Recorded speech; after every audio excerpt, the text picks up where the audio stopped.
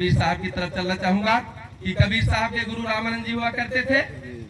रामानंद जी गुरु के ही पितरों को तर्पण करने का समय आ गया। अंतिम दिन जो है जिस दिन खीर और पूरी खिलाना होता है, तो उन्होंने अपने सारे शिष्यों को कहते हैं भाई जाओ दूध लाओ, कोई कुछ गोबर लाओ, कोई कुछ लाओ, पूजा का सामान लाओ। तो कबीर साहब का मंडल लेते हैं और गाय का दूध लेने के लिए चल पड़ते हैं। जब कबीर साहब गाय का दूध लेने के लिए चल पड़ते हैं, कुछ दूर पर जाते हैं तो वहां उनको एक मरी हुई गाय मिलती है। उस मरी हुई गाय के आसपास से अगल बगल से चारा नोच कर चोट करके उसके मुंह पर रख देते हैं और कमंडल लेकर के बगल में बैठ जाते हैं। जब बैठ जाते हैं, दोपहर हो गया, सारे शिष्य उनके सब सामान लेकर के आ गए। कबीरदास दूध लेकर के नहीं लौटे। जब कबीर साहब दूध लेकर नहीं लौटे तो उन्होंने कहा कि भाई रे कबीर कहाँ गया। तो कबीर को ढूंढने के लिए सभी लोग चल पड़ते हैं। तो देखते हैं कबीरदास एक मरी हुई गाय के पास बैठा हुआ है।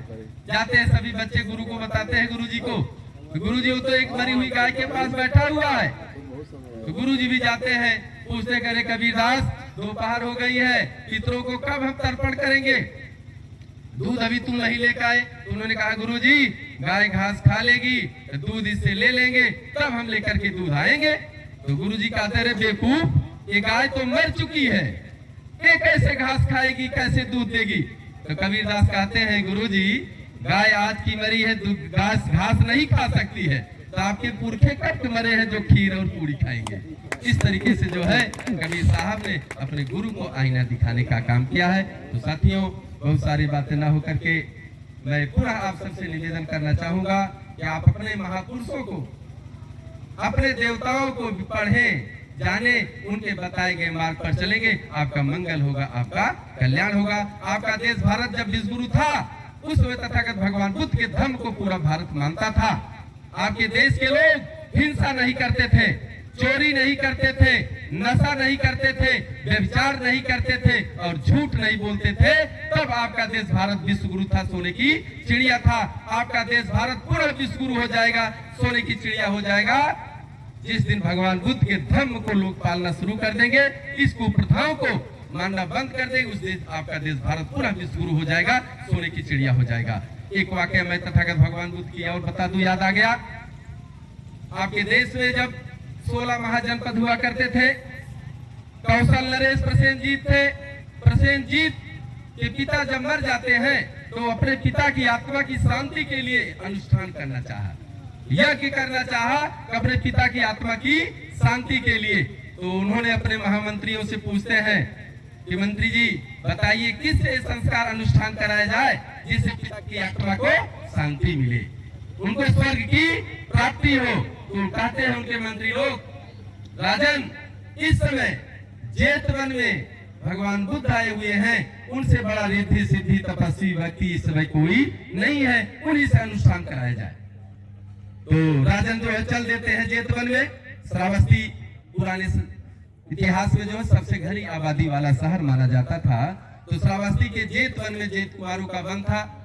राजन प्रसेनजीत पहुंच जाते हैं भगवान बुद्ध के पास, उनसे निवेदन करते हैं भगवान मेरे पिता की मृत्यु हो गई है, रात में मुझे उल जुल सपने आते हैं, उनके आत्मा की शांति के लिए मुझे अनुष्ठान करना है, यज्ञ करनी है, कृपया आप करके जो है उसको चल करके करा दीजिए। उन्होंने कहा ठीक है राजन, मैं अनुष्ठान कराऊंगा, आप 2 घड़ा लीजिए, एक घड़े में कंकड़ पत्थर भरिए, एक घड़े में जो है घी भर करके आप नदी के किनारे आइए, मैं वहीं पर चलता हूँ।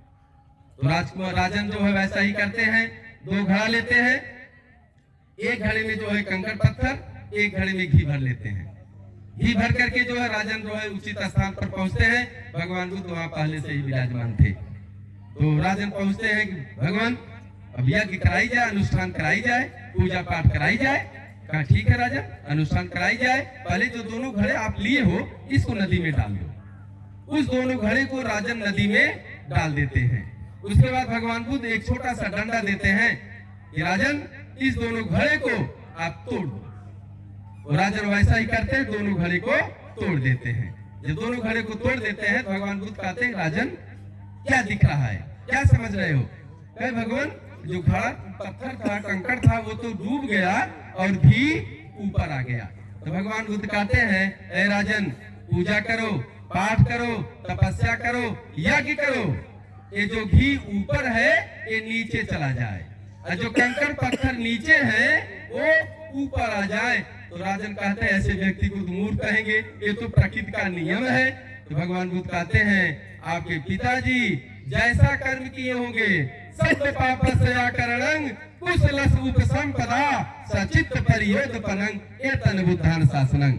आपके पिता अगर अच्छे कर्म किए होंगे तो घी की तरह ऊपर जाएंगे, अगर बुरे कर्म किए होंगे ये कंकड़ पत्थर की तरह नीचे जाएंगे। इस तरीके से उनको जो है आईना दिखाते हैं, कुप्रथाएं हमारे देश से समाप्त हो जाती है। तब हमारी संस्कृति को लोगों को चिंता होती है। ये तो जो है इसकी वजह से हमारे बिजनेस, हमारी दुकानें बंद हो रही हैं। उनको अपमानित करने के लिए कई बार प्रयास किया गया लेकिन सब असफल हुए। तो ज्यादा न कहते हुए पुनः बड़े भाई आदरणीय प्रेरणास्रोत तत्कुलीन इस विशेष पुरंदर वर्मा जी के चरणों में अपनी भावभीनी श्रद्धांजलि अर्पित करता हूँ और शोक संतप्त परिवार को प्रकृति ईश्वर दुख सहन करने की शक्ति प्रदान करे। बहुत बहुत आभार, धन्यवाद।